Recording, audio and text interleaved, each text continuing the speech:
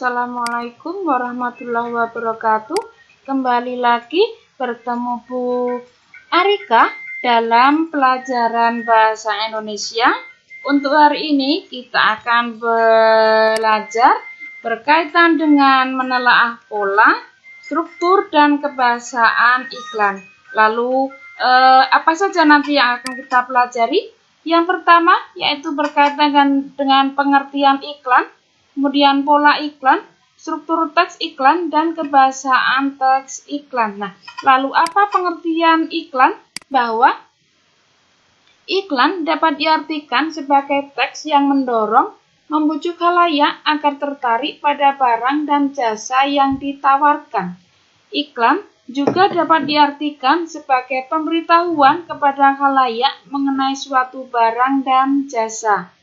Pada umumnya, iklan disampaikan melalui media massa seperti televisi, radio, surat kabar, dan internet. Untuk selanjutnya, berkaitan dengan pola iklan, nanti iklan itu akan dibagi menjadi dua, yaitu iklan media cetak dan iklan di media elektronik. Iklan di media cetak mengandalkan desain grafis atau gambar seperti warna dan bentuk huruf, tata letak, serta gambar-gambar. Nah, untuk yang salah satu iklan media cetak yang pertama adalah iklan baris. Iklan baris adalah iklan yang pemasangannya berupa baris-baris. Teks yang disajikannya sangat terbatas. Tidak ada gambar ataupun ilustrasi-ilustrasi dalam iklan ini. Teks pun banyak yang mengalami penyingkatan. Iklan baris pada umumnya dimanfaatkan oleh perorangan dan perusahaan-perusahaan kecil. Sebagai contoh di sini ada dua, yaitu jual rumah semi villa luas 174 bata, 4 buah kolam, air bagus, cocok untuk peristirahatan, hubungi nomor sekian 3283799. TP itu adalah tanpa perantara, jadi langsung pada orangnya yang akan menjual. Kemudian yang kedua, dijual tanah luas 150 bata, lokasi objek wisata Situ Gede, hubungi Bapak Yayan, telepon 022 322 1981. Untuk selanjutnya, iklan media cetak yang kedua, yaitu setelah iklan baris, yaitu iklan kolom.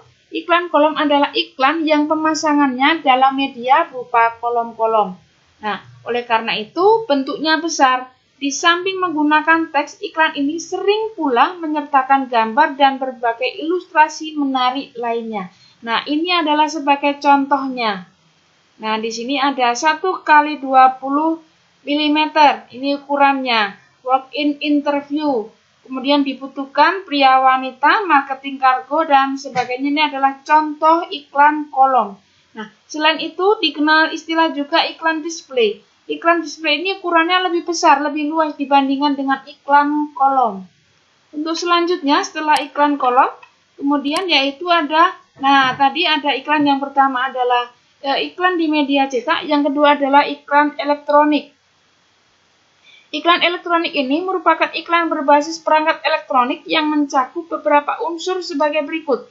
Yang pertama adalah iklan radio. Jadi iklan radio itu lebih mengandalkan efek suara, baik itu berupa tuturan orang, kemudian musik, kemudian maupun bunyi-bunyi lain.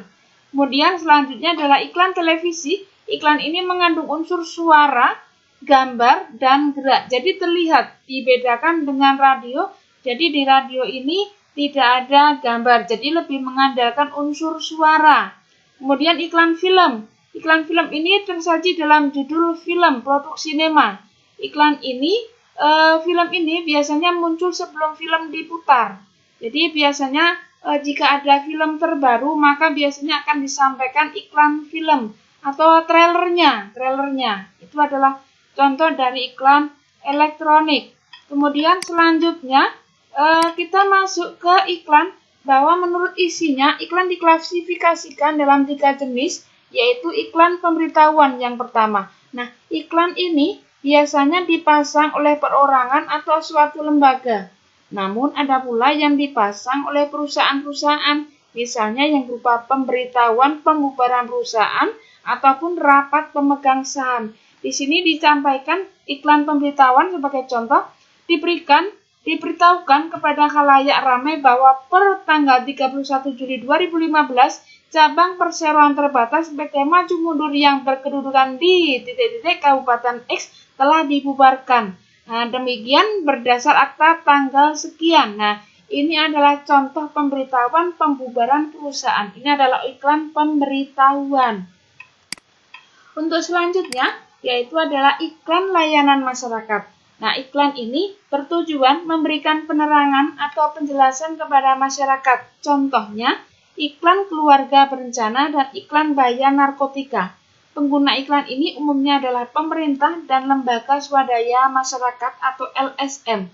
Nah, di sini adalah contoh iklan yang dibuat oleh pemerintah yang berkaitan dengan mengajak kita untuk membayar pajak, untuk taat tertib membayar pajak dengan kata-kata ayo peduli pajak. Untuk selanjutnya, berkaitan dengan menurut isinya juga, iklan yang ketiga yaitu iklan penawaran. Iklan ini bertujuan untuk menawarkan produk atau jasa. Iklan penawaran jasa disebut juga dengan iklan niaga dan juga iklan lowongan kerja. Nah, di sini produk itu bisa produk atau jasa. Misalnya produk itu berupa sabun, berupa alat rumah tangga, berupa baju. Kemudian kalau iklan jasa itu misalnya berkaitan dengan ekspedisi pengiriman barang. Nah, itu adalah contoh penawaran jasa. Nah, kemudian di sini adalah iklan lowongan kerja berkaitan dengan perekrutan tenaga baru dari sebuah penerbit Erlangga. Ini adalah sebagai contoh.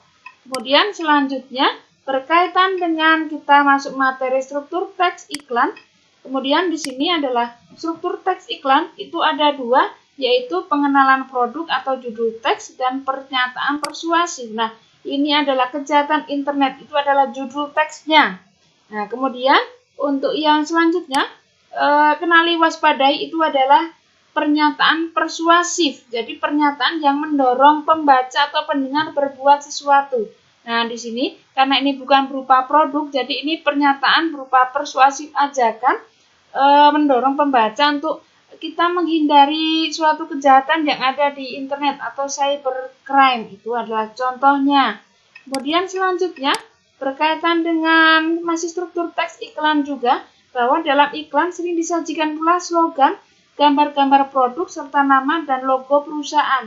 Misalnya yang pertama adalah slogan. Nah, di sini slogan memilih adalah sebuah keberanian menentukan masa depan bangsa. Ini adalah slogan dari sebuah iklan, kemudian gambar atau logo, yaitu di sini contohnya adalah logo ada tangan yang setelah melakukan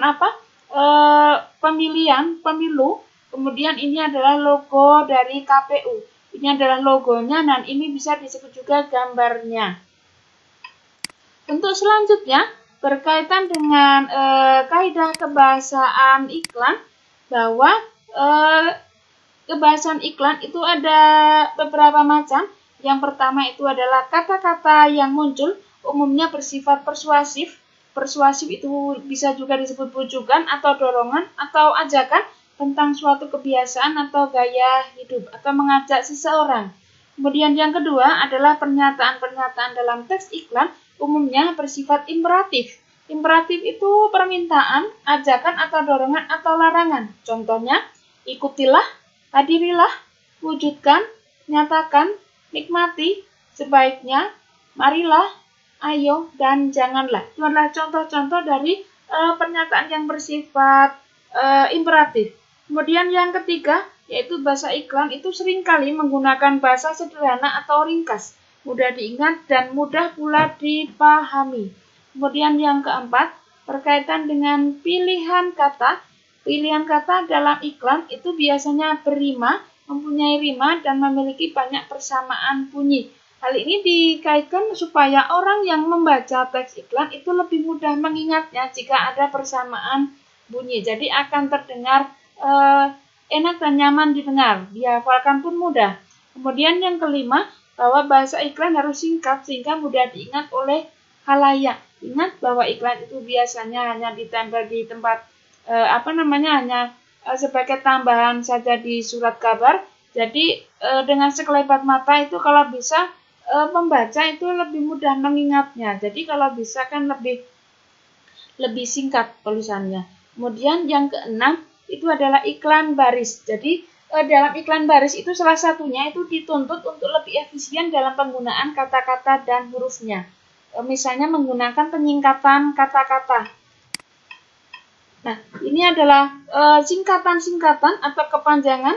Singkatan dan kepanjangannya, misalnya BPK itu adalah Bapak, BP itu adalah Bata, CCK itu adalah cocok, kemudian yang lain misalnya MG itu minggu, kemudian LS itu luas, dan seterusnya. Itu ada beberapa macam. Ada beberapa contoh singkatan. Nah, di sini sudah Bu Rika contohkan.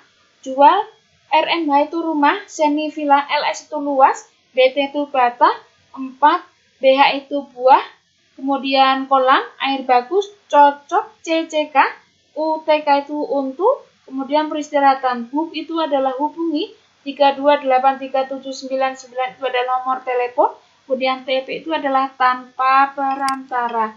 Nah, kemudian di sini dapat disimpulkan bahwa kaidah kebahasaan teks iklan itu yang pertama itu adalah bersifat persuasif, kemudian yang kedua adalah imperatif, kemudian yang ketiga adalah berima puitis, yang keempat adalah berkesan positif, kemudian yang terakhir itu adalah ringkas. Nah, itu adalah kaidah kebahasaan tadi yang sudah Bu Rika sampaikan.